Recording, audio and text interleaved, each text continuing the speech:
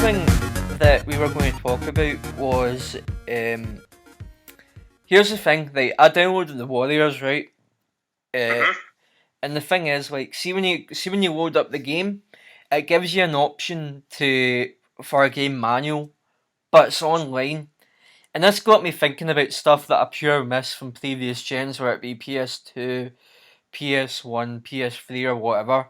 And it was Mm. like, um, I fucking pure miss game manuals. So you not, I do actually. yeah. Yeah. It kind of like added to your charm and stuff like that. And like, remember with GTA and stuff like that, like you got like a map of the city you were Mm. in and stuff like that as well. They still do that. To be fair. Do they? Yeah. Hang on, I'm going to check right now. Actually, I'm going to pull out GTA 5 on PS4 and see if it's got a map in it. Hang It on. does have a map. They all have maps. Rockstar are the best. It has a map, but it doesn't have a manual. Because Yeah, it doesn't have a manual. remember in GTA 4, like you got a manual and it was like a brochure for Liberty City. Yeah, that was really cool. That was like really cool, man. I can't remember if Red Dead did something like that as well. They definitely had a map. I can't really remember much else, Yeah. but I just remember when I was young, like when I got Halo 2, and Mm. I would read through the manual and I'd read about all the guns and all the enemy types and stuff, and I loved it. And it was all in color as well. It was Uh-huh. like it was a decent, and it gave you a bit of background on the story as well. Yeah. So I missed manuals. Going off topic just for a wee minute, Mafia 3, I looked at the trailer for it just because we're talking about Rockstar. I looked at the trailer for Mafia 3, right? I think it looks Mhm. fantastic. It looks amazing. It kind of looks like a Martin Scorsese film, I think, but in a game. Yeah. But here's the thing, see as fantastic as it looks, I think this will be much like Saints Row 3 was to GTA 5. This will kind of be like comfort food until we get Red Dead, like this big open world story driven game kind of thing. Do you get what I Yeah, mean? I'd say they're really happy that Rockstar aren't doing it for the last end of 2016 Mm, because that leaves the open world market for them basically. yeah. Right, anyway, another thing that I miss about previous gens is couch gaming has kind of declined a wee bit.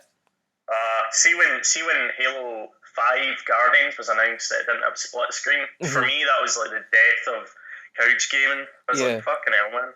No, I mean like even like when you were younger and stuff like that, and you were having like a sleepover with your pals and stuff like that, like you could just stay up all night playing FIFA. I can remember like when I was staying with my cousin and stuff like that, we would have like an all nighters like playing through a FIFA career mode and stuff like that. It was really fucking good, man.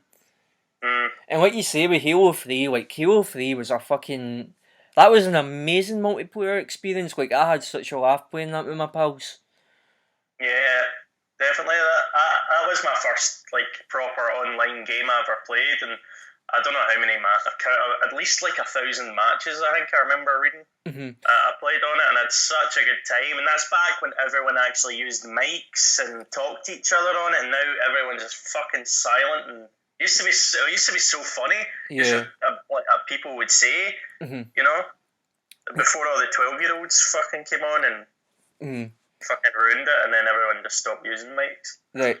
This is another thing that I miss, and you might actually disagree with this, but I miss memory cards.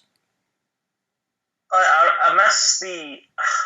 I miss, like I would get nostalgia from it, but I don't think I actually miss memory cards Like anymore. this is my reason for why I miss them. Like I know everything's like kind of saved onto the cloud now, but like say like imagine you just saved it on your hard drive, like you forgot to save it onto the cloud, and your Mm. PS3 or your PS4 crashes, then you're fucked. You've lost all your save data and stuff like that.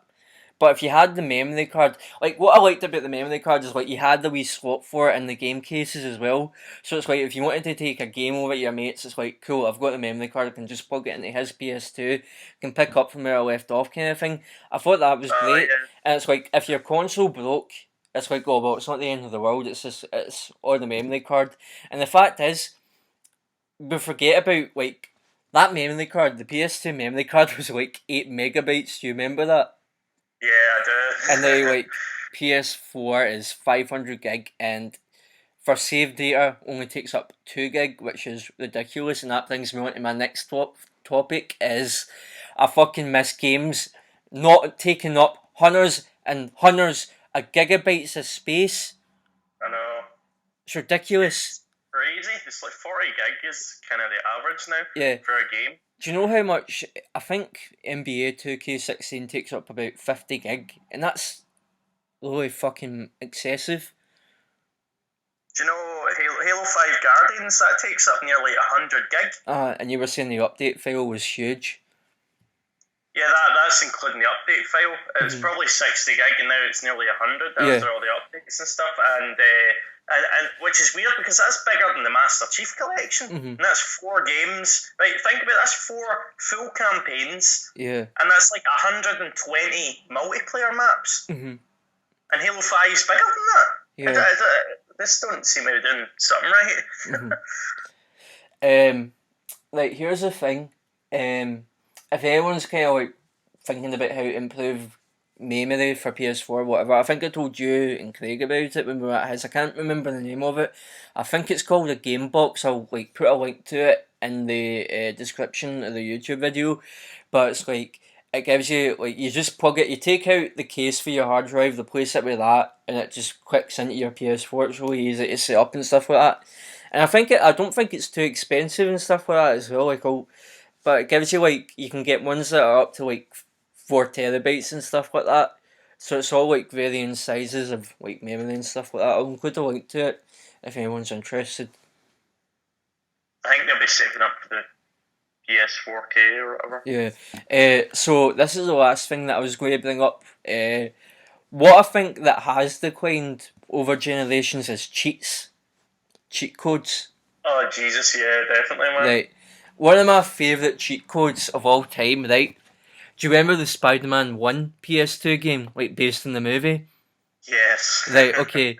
There was a cheat code for that game. Like, first off, like, there were cheat codes where you could get hundreds of fucking really good costumes and stuff like that.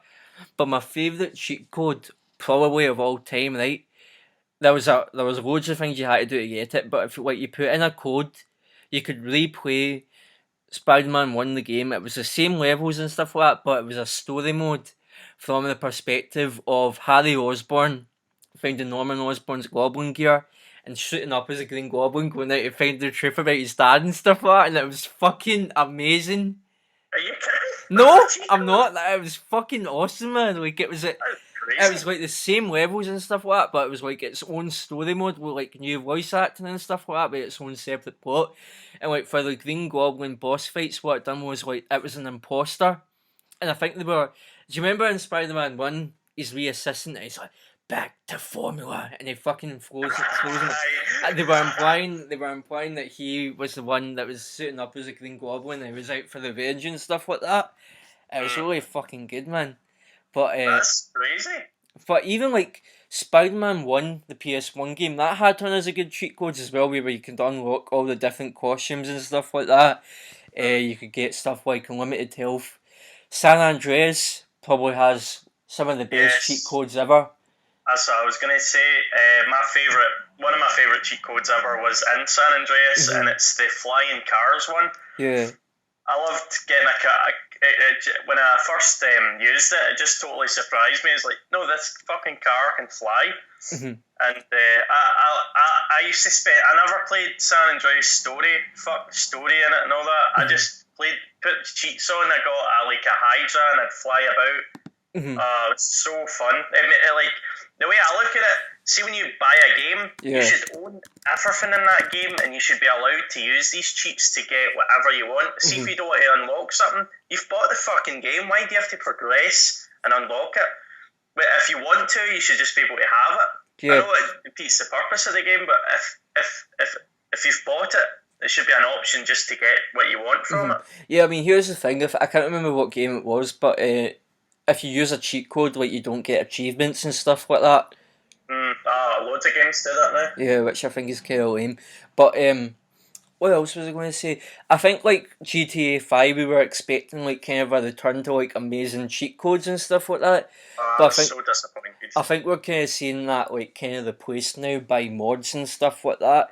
Because Yeah. like with GTA 5, like you get the Veronica armor from Avengers, like the Hulkbuster thing.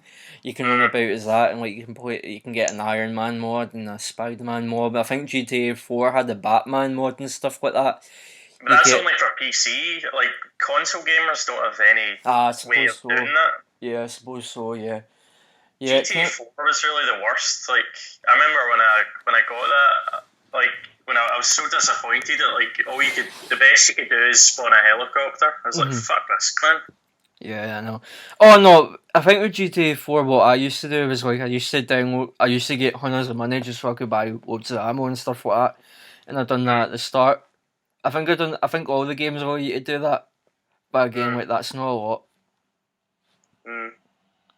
But anyway, that's kind of me for my topic. Can I just add something to what I miss about gaming? Yeah. With the old games. Mhm. This is what I miss, right? See, Yeah. when you go to a store and you buy a game, you come home, you put it in the tray, you put it in, and it just fucking plays. It doesn't install. Yes. It doesn't do fuck Yes. all, it just plays. That's it. You've done it. Yeah. Now you have to put it in, make sure you've got enough space, and then install it, and then, oh no, this has got a fucking 2 gigabyte, 5 gigabyte update. That's an excellent shout. I completely agree with that. Fuck. I know. I hate getting a game and having to fucking wait an hour to play it and then waiting another hour to update it, and fuck that, man. I just want to put my disc in and it plays. Yeah. But anyway,